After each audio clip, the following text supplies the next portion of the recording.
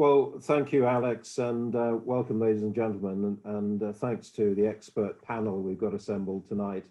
And thank you, Alex, for all the support you've given me as chairman, as a leading light of the association. I've been asked really just to set the scene for tonight as regards trade deals, etc.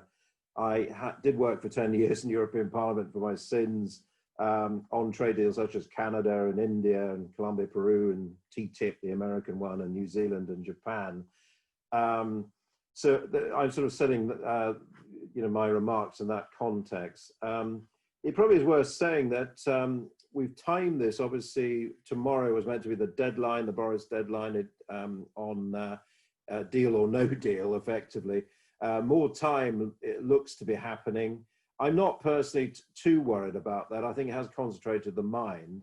But I think there is a real deadline, which is the Strasbourg Parliament, European Parliament of mid-December, because if they don't pass the deal or series of deals, then you miss the deadline. And that might mean there's a November council meeting, a sort of emergency one. I think that's possible. So that's just in terms of timing. I wanted to just start with some terminology because everyone talks of deals, and there's lots of deals around. We're talking about trade deals specifically tonight, but of course we've had the withdrawal agreement, which is another deal, which is for better or worse. And I just wanted to say that, that was the oven-ready deal, was the withdrawal agreement rather than the trade deal, as often confused. And just to add to that, there are many mini deals all in this sort of package, this new relationship package. That includes aviation rights and the rights of truckers to move around, and students on the Erasmus Plus scheme, and the Horizon 2020, the replacement scheme of research. It's a whole number of agreements, very security, etc., all wrapped up in this as the future relationship. So that's just really on terminology. On the trade deal specifically, I think David Frost, or Lord Frost as he is now, has done a fantastic job. And he's been very clever in keeping very close to previous free trade agreements the EU has offered, Canada, Japan, and even a bit of the forthcoming Australia free trade agreement. And that has really turned the tables on the EU in the sense of, well, why aren't you offering us such a great deal as all these other countries? Because we will become, as of the 1st of January, the second largest trading partner in the world after the United States, bigger than China and India and Japan, just Britain. And it's really worth saying that. And of course, we have a £95 billion goods deficit with the EU, which I don't want to lose, in my view. Just to touch on the sticking points, which our experts can go into in far more and better detail than me, but clearly fishing starts off. Again, there's some confusion about access to fishing waters, and the EEZs, the exclusive economic zones, which are 200 miles out, and the 12-mile territorial zones.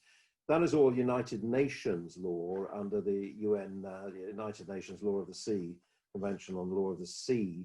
And that is often confused with the fish you catch in those waters, which comes under the trade deals. So you've heard Barnier sounding off on this, but the reality is, it really is a UN matter, the access.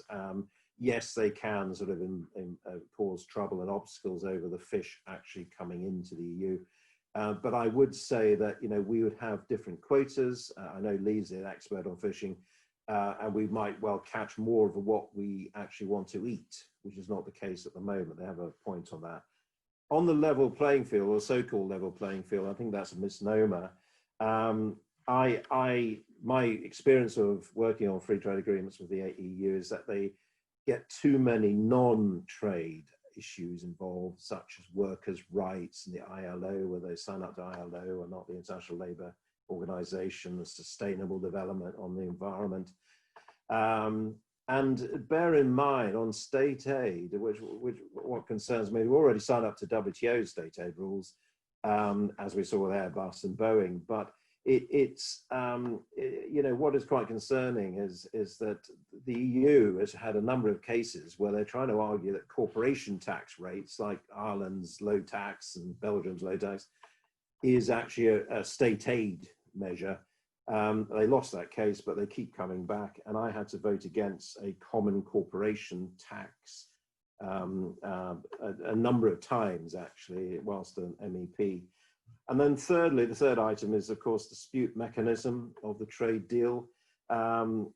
Switzerland, by the way, was bullied into signing up to the ECJ. It has 120 bilaterals, quite a complex kind of arrangement. It wanted to have an independent court. It was forced to take the ECJ. I don't think we are going to be forced into that, and certainly should not be. But I would just say that the Canada deal has an investor-state dispute settlement. I know Martin will say more of this, and Barney, I'm sure. But Opinion 117 last year said that the Canadian way of doing things, half a court, half arbitration, is actually fine by the ECJ. So what is the issue? In my view, you know, I think that's resolvable. I'd like to hear more from the experts. So just not to take too much time, but I would say that President Tusk, the previous president, offered us a comprehensive trade deal. Barnier himself said a couple of years ago, it is possible to respect EU principles and create a new and ambitious partnership, to quote him. The EU has offered a free trade agreement with zero tariffs and no quotas, and a proposed closed customs and regulatory cooperation and access to public procurement, government procurement. So they've already offered us this free trade agreement. So what is the problem? I think the problem is politics rather than economics. And just to wind up, I think that the real problem is super competitiveness. They're worried about a low tax, light regulation, investor-friendly country like us, right alongside them. And it shows them up because they're overtaxed and overregulated, and they have a socialist style to them. And I think that is why we're getting the problems at the moment. I would just finish by saying I would prefer to have a deal, but the right deal, because I think it's just smoother and easier.